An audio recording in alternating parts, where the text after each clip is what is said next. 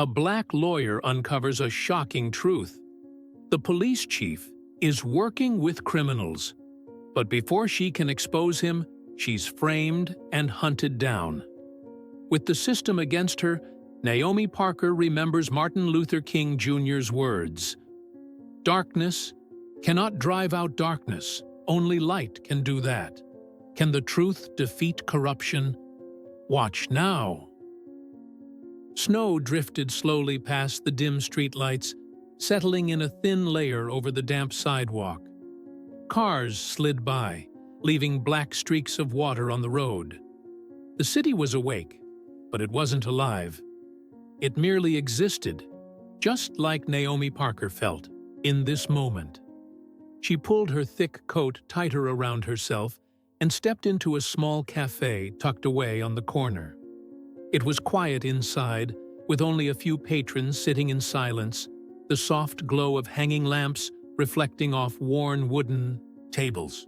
A small TV mounted above the counter played the evening news, the anchor's voice droning on about a murder in South Side, the darkest part of this city.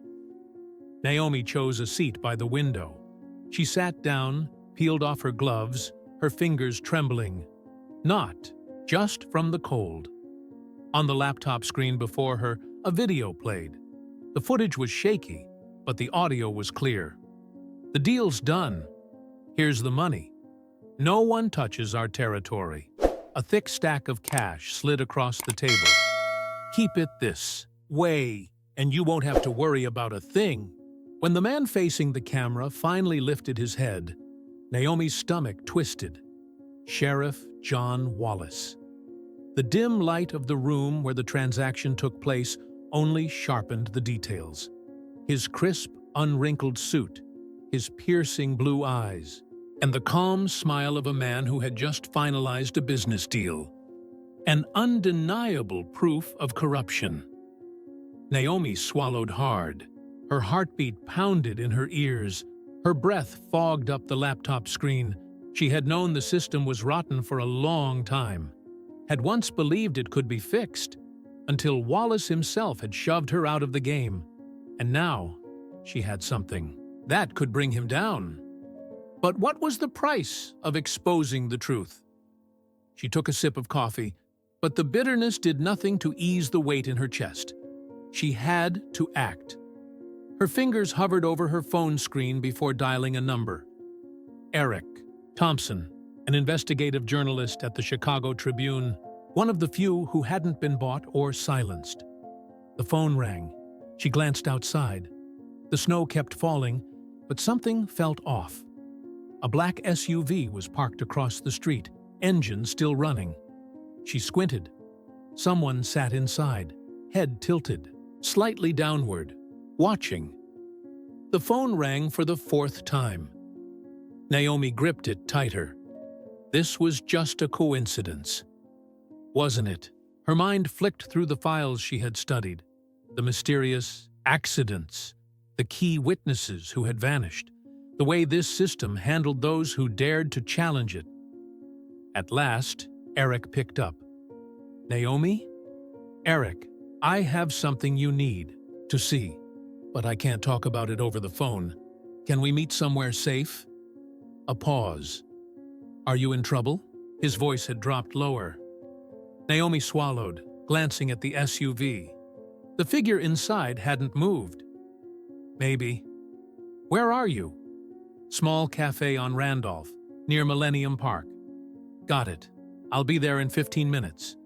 But Naomi, be careful." She nodded, even though he couldn't see. Hanging up, she stared at the laptop screen, its glow casting strange contrasts of light and shadow across her face. A memory surfaced, something her father used to say, quoting Martin Luther King. "Darkness cannot drive out darkness. Only light can do that." Was she the light? Or would she be swallowed by the dark? Naomi pressed a steadying hand against the wooden table, willing her heartbeat to slow. She had stepped into this fight. There was no turning back. The cafe door swung open. A gust of icy wind swept inside. A man in a long coat entered, scanning the room before walking to the counter. His gaze flicked over Naomi. Just for a second. She shivered. They were here. Outside, the snow continued to fall silently. Tiny white flakes drifted with the wind, settling on the edge of Naomi's coat. She pulled up her collar and walked on, slow and steady. A sharp breath of icy air filled her lungs as she crossed the sidewalk, head slightly lowered, footsteps even, like nothing was wrong. But she knew this silence wasn't normal. The cafe was behind her now. Ahead, the city pulsed with life. Cars passing, neon lights reflecting off wet snow. A perfectly ordinary scene. Just not for her.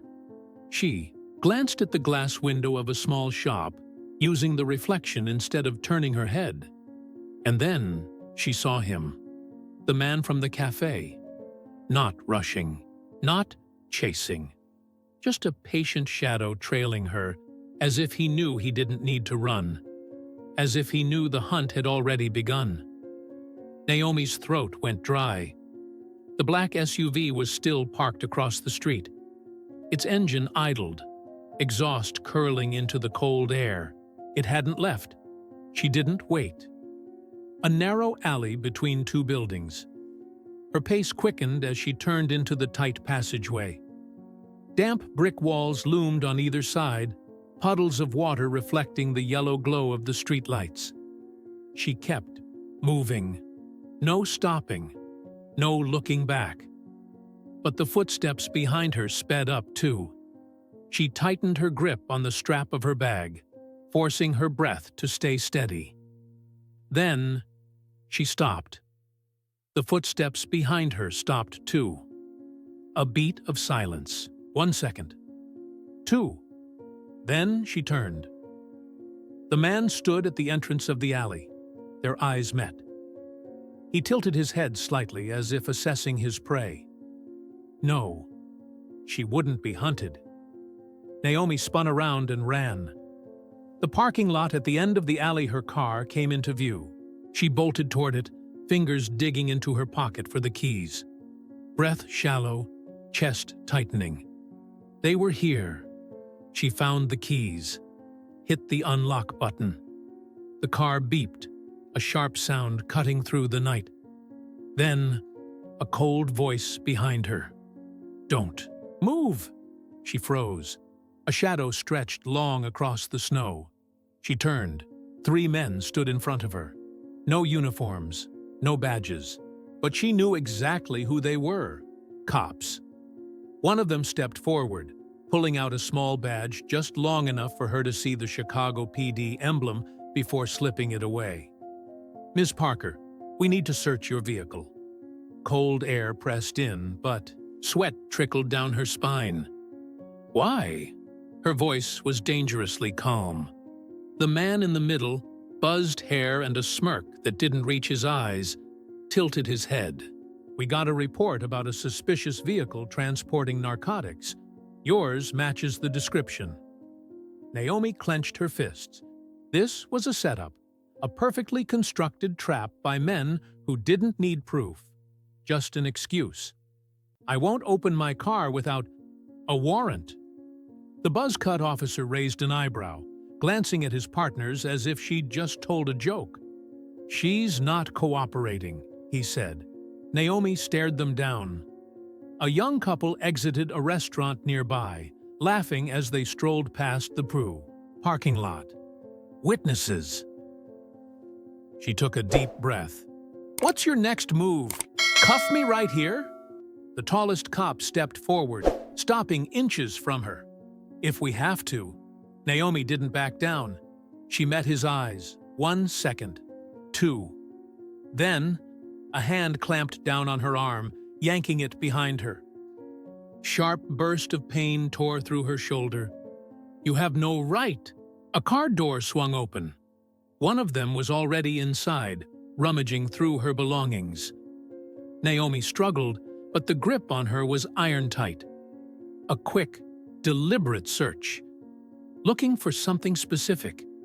Then, well, she turned her head. The cop inside her car straightened up, holding a small foil-wrapped package between his fingers. Their eyes locked, and then he smiled. "You're under arrest." The cold from the pavement seeped through Naomi's knees as she was forced down onto the wet snow. Her hands were wrenched behind her back, wrists numb under the crushing pressure of the metal cuffs.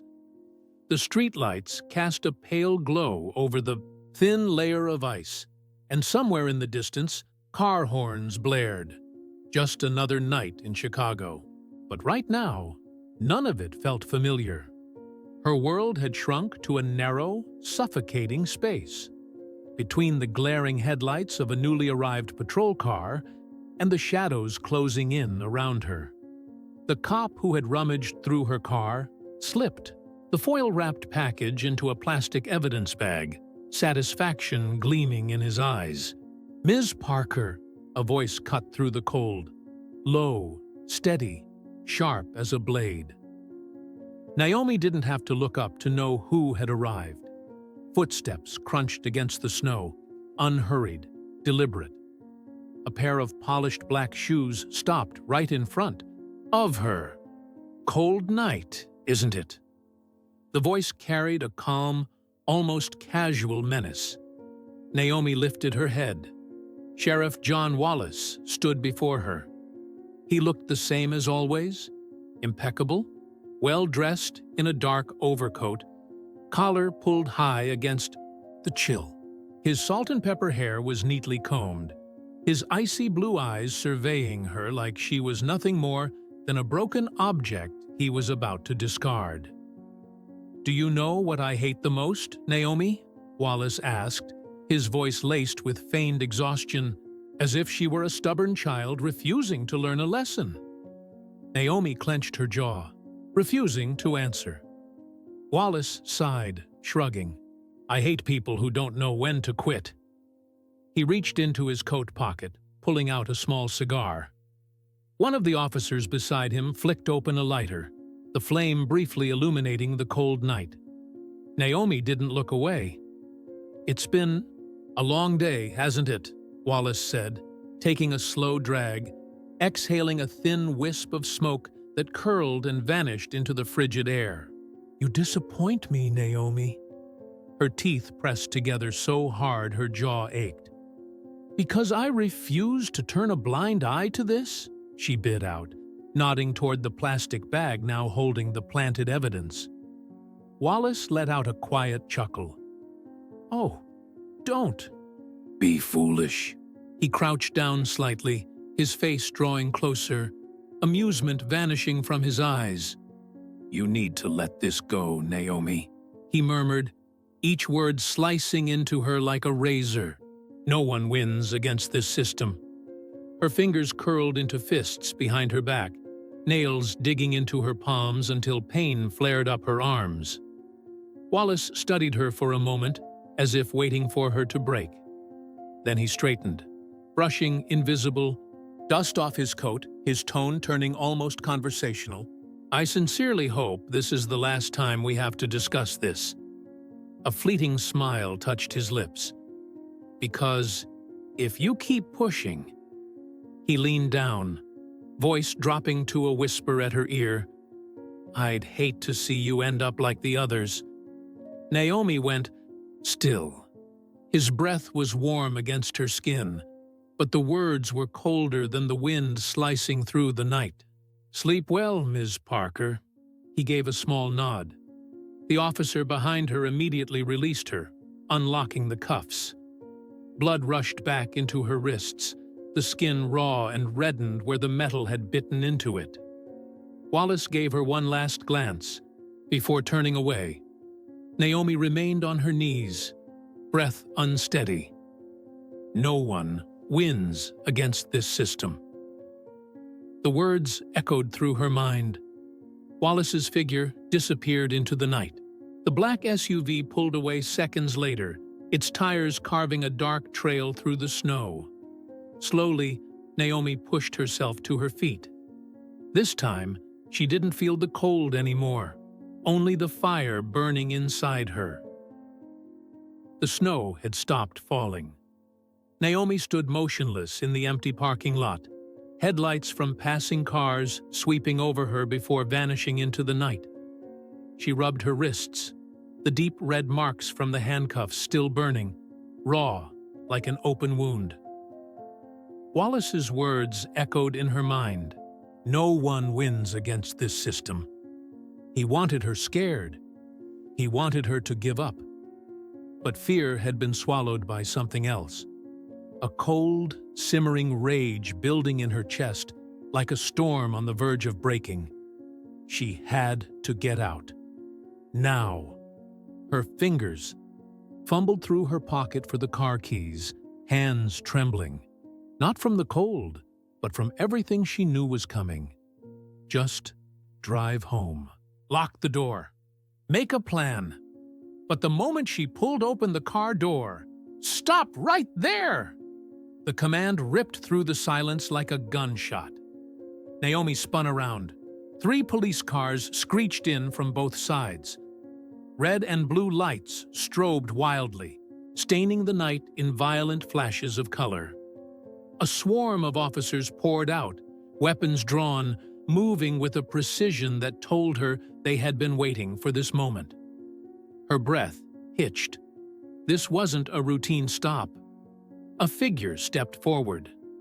The tall, broad-shouldered man with close-cropped blonde hair and eyes sharp as a blade. She recognized him instantly.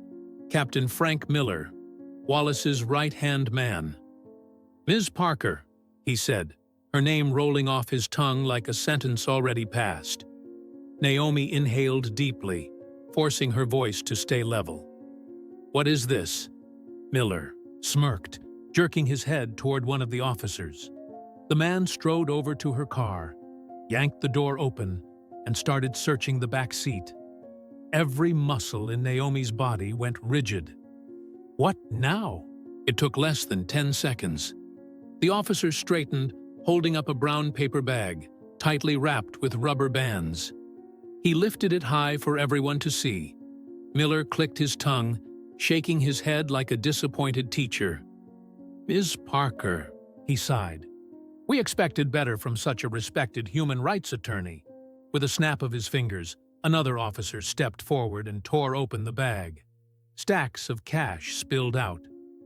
Thick, crisp bills. Naomi's eyes widened. "What the hell?" "That's what I'd like to ask you," Miller cut in smoothly. "Care to explain why we just found 50 grand in cash sitting in your car?" Her heart clenched. She wanted to scream that it wasn't hers, that she had never seen that money before in her life. But she knew the truth didn't matter. Wallace had made his move. And this was the kill shot. 1 hour later, Naomi stood in a dimly lit apartment, her gaze locked onto the small TV screen. The cold glow flickered across her face, washing her in pale light. The news anchor smiled professionally, but her words cut like a blade. Human rights attorney Naomi Parker is facing allegations of accepting payments from the Riverstone drug cartel. Police say evidence was recovered from her vehicle earlier tonight. According to the Chicago Police Department, Parker is currently on the run. An official warrant has been issued for her arrest. Naomi felt her entire body go numb. The screen shifted to a photo of her, taken at her law office, now repurposed into a mugshot plastered across the evening news. Beneath her face, bold red letters flashed, "Human rights attorney linked to cartel money laundering, nationwide manhunt underway." She couldn't breathe. Her phone buzzed on the table. A text from an unknown number. "Run!" Naomi's head snapped up. Her pulse pounded. She scanned the room. Outside, sirens wailed, growing louder. They were coming. She grabbed her laptop, slung her coat over her shoulders.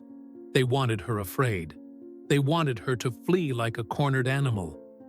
But if Wallace thought he had won, he was dead wrong. Naomi bolted out the door, disappearing into the night. Naomi burst out of the rented apartment, her breath ragged, merging with the bitter cold. Chicago at night was still ablaze with neon signs and streetlights, but to her, the city had become a deadly maze. In the distance, the wail of police sirens cut through the air, drilling into her skull like a cruel reminder. She was being hunted. She tightened her grip on the strap of her bag, forcing herself to stay calm. She couldn't run blindly like prey in a panic. She needed a plan. She needed someone who could help her. Alex Carter.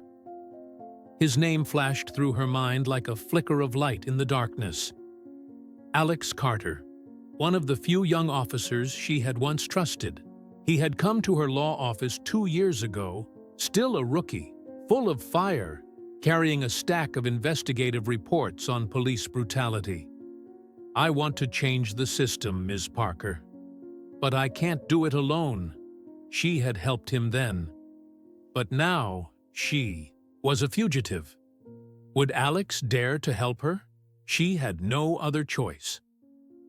Naomi slipped through narrow alleyways, pressing herself against damp brick walls. She couldn't be seen. Through a diner window, a small TV screen flickered with the evening news. Her own face stared back at her, the red banner scrolling beneath it. Attorney Naomi Parker, wanted for alleged money laundering with criminal organization. She turned away. She was no longer Naomi Parker, the human rights lawyer. She was just another fugitive on the run. The cold cut through her layers, but inside only one thing burned, bringing Wallace down, dragging the truth into the light. She pulled out her phone, fingers trembling as she dialed. Would Alex answer? The dial tone stretched. Then, a click. "Who is this?" Alex's voice.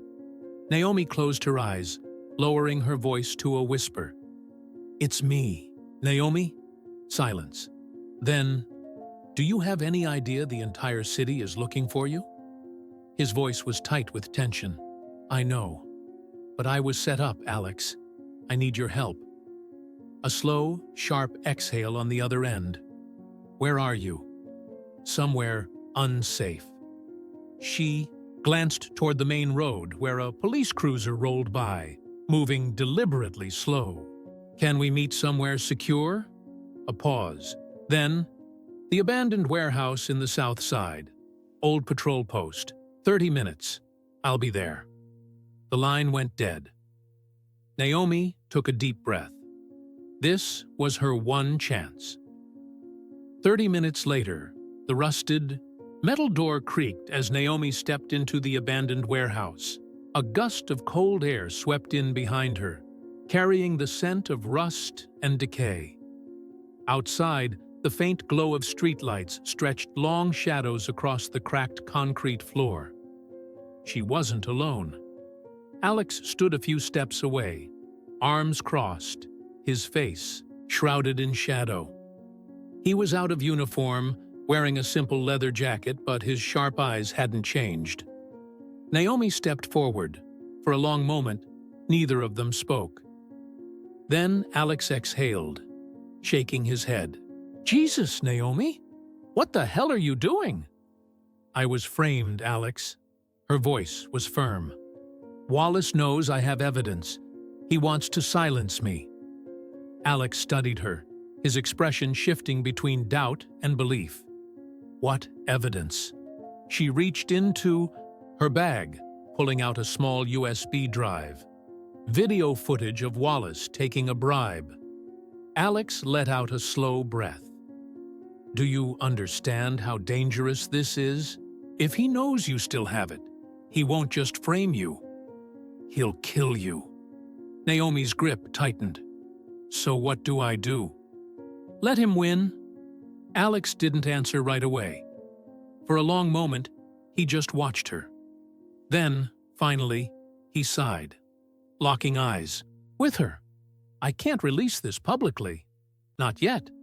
If I do, they'll come for me too. A knot twisted in Naomi's chest.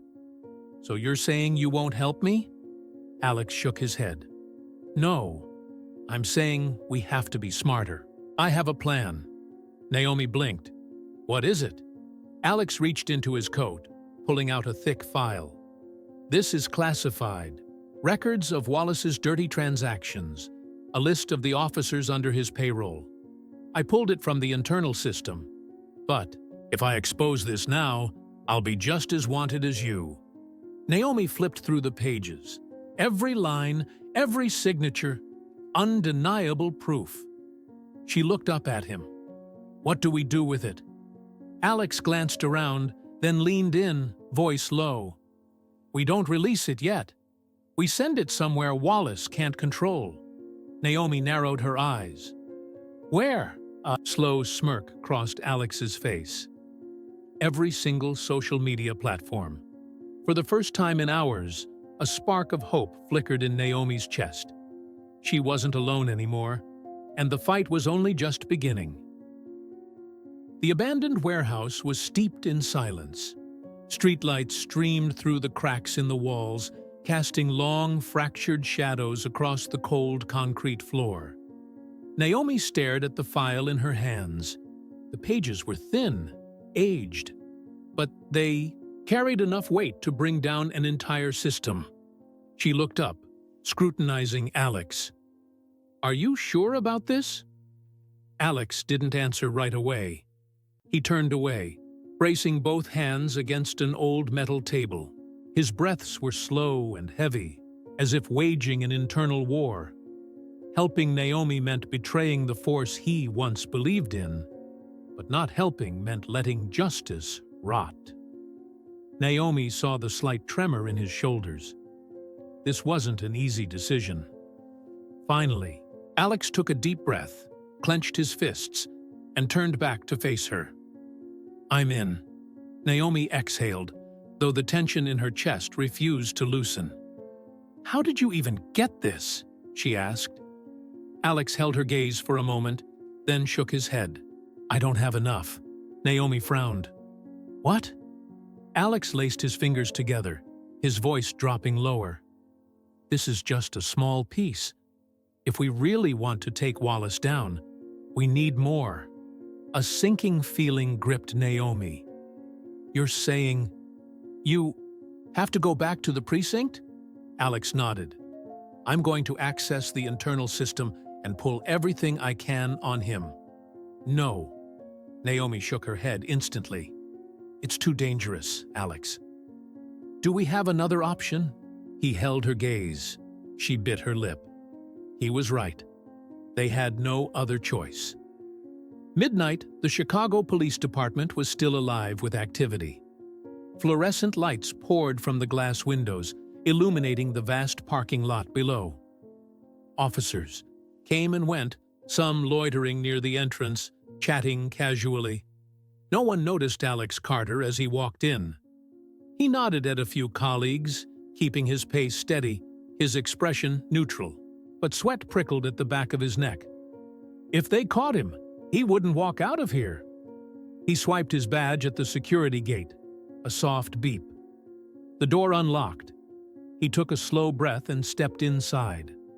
The records room was on the second floor, at the end of a long, sterile hallway painted in dull gray. Inside, only one officer sat slumped over a desk, clearly exhausted from a long shift. Alex moved carefully, scanning the room. No one else was there. He passed by the officer, tapping the desk lightly. Go grab a coffee. I'll cover for you. Gee. Man blinked up at him, bleary-eyed, then muttered a tired thanks before shuffling out of the room. Alex sat down. The internal database was already open. This was his one shot. He pulled a small USB drive from his pocket and plugged it in. Rows of classified files blinked onto the screen. Sealed reports, investigation records, officer lists. His cursor moved, swiftly. He had minutes before the guy came back. Then, he saw it. Operation Cleansing. His hand froze on the mouse. He clicked. A series of reports unfolded, Wallace's name surfacing everywhere. Wire transfers, suppressed arrest warrants, audio, transcripts of calls between Wallace and crime lords. Alex's pulse pounded in his ears. This was it. He hit download. The progress bar crawled forward. 40%. Sweat beaded along his hairline. 5%. Footsteps echoed down the hallway. 25%. Alex's grip tightened. Come on. 90%. A soft click. The door opened. He turned. The officer stood. There, coffee in hand, raising an eyebrow. "You're still here?" Alex swallowed. "Yeah, just checking something." The man shrugged, settling back into his chair. Alex turned back to the screen. 100%. He yanked the USB out just as the file finished downloading. His heart didn't slow until he was outside, swallowed by the night. Keeping his stride even, he scanned the area, forcing himself not to run. When he reached his car, he slid into the seat and sat still for a moment, his fingers gripping the USB tightly. He had just betrayed the system he once swore to protect, and he knew. There was no turning back now. Alex started the engine and drove into the darkness. He needed to find Naomi. The small apartment was bathed in the cold blue glow of a laptop screen. Outside the window, Chicago was still awake, streetlights casting long reflections over the frozen pavement. But inside this room, the world was shifting. Naomi sat at the EEB desk, eyes locked onto the flood of data on the screen. Behind her, Alex stood rigid, his fists clenched at his sides. This was the most important moment of their lives. The evidence against Wallace was right there. Dirty money funneled through shell accounts, a list of officers under his control, arrest warrants erased with a single phone call, and most damning of all, the video of Wallace taking a bribe. Naomi felt a crushing weight on her chest. She could press the button now, but then what? Alex's voice was low, as if reading her thoughts. If Wallace sees this, he'll lose his mind. Naomi swallowed hard, staring at the cursor hovering over the upload button. One click, and nothing would ever be the same again. If not now, then when? Her fingers tightened. Click. The truth spreads like fireless. Then 10 minutes later, Twitter exploded. Justice for Chicago arrest. Wallace, Naomi Parker as innocent. Every social media platform was flooded. The posts spread like wildfire. Sheriff John Wallace caught taking bribes? Here's the proof. Naomi Parker was framed. This is the real story. How deep does Chicago PD's corruption go? The video of Wallace counting stacks of cash became the focal point. His words were played over and over, dissected on every forum. The deal's done. Here's the money. No one touches our territory. Naomi watched the share count skyrocket. 10,000, 20,000, 50,000. Her breath caught in her throat. There was no turning back. She turned to Alex. "We just lit a match." Alex stared at the screen, then nodded. "Now we watch it burn him down." Chicago Police Headquarters, high-level meeting inside. The boardroom, Wallace sat at the head of the table, surrounded by top officials. A routine financial briefing had just begun. He had no idea his world was about to collapse. The door slammed open. A pale-faced assistant rushed in. "Sir, we have a problem. A big one." Wallace scowled, irritated at the interruption. "What is it?" The assistant handed him an iPad with trembling hands. Wallace glanced down, and for a second, his pulse stopped. On Twitter, millions were sharing the video of him accepting bribes. He scrolled down. Transaction receipts. A list of corrupt officers. Everything exposed. Murmurs filled the room. Officials exchanged uneasy glances, whispering to one another. One man got up and left.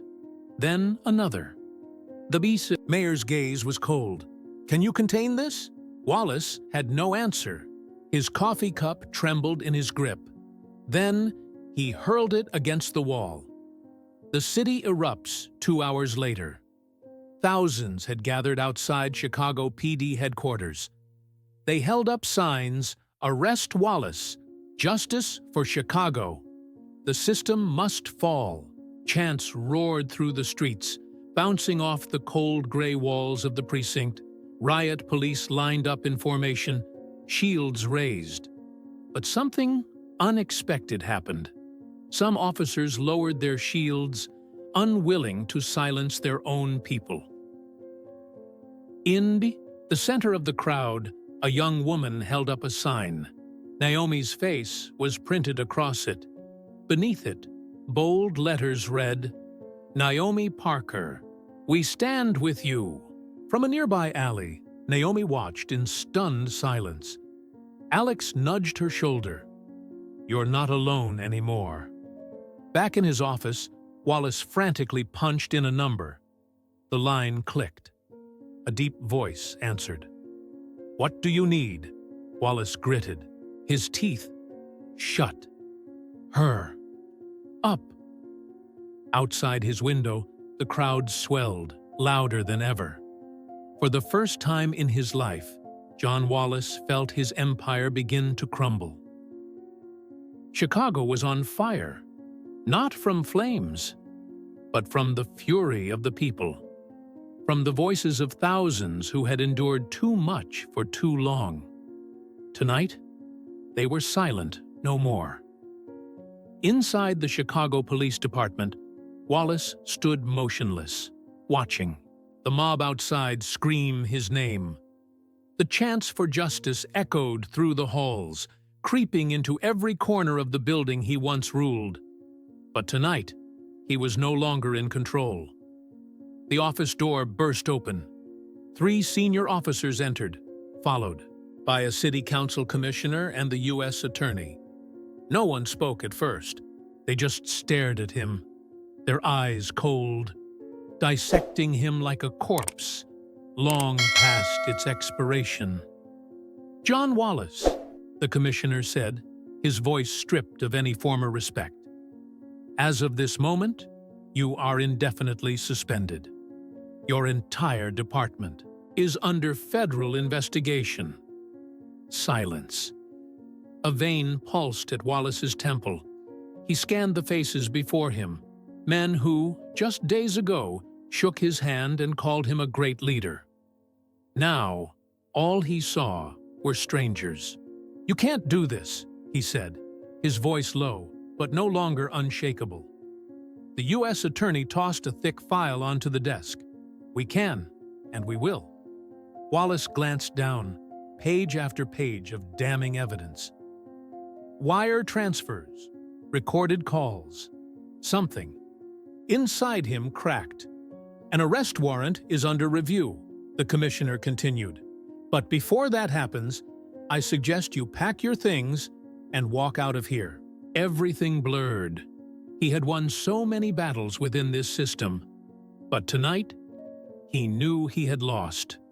Somewhere beyond the city's center, in a small apartment where Naomi and Alex had been hiding, the TV cast a dim glow. The news anchor spoke clearly. "John Wallace, Chicago's police chief, has been officially suspended. A federal probe is now underway." The screen cut to live footage outside police headquarters. The front doors swung open, and Wallace stepped out. No badge, no officers at his side, just him and the long shadow stretching beneath the streetlights. Naomi held her breath. Alex exhaled, though tension still lined his face. "He's not in cuffs yet." Naomi nodded. "But he has no power anymore." They sat in silence.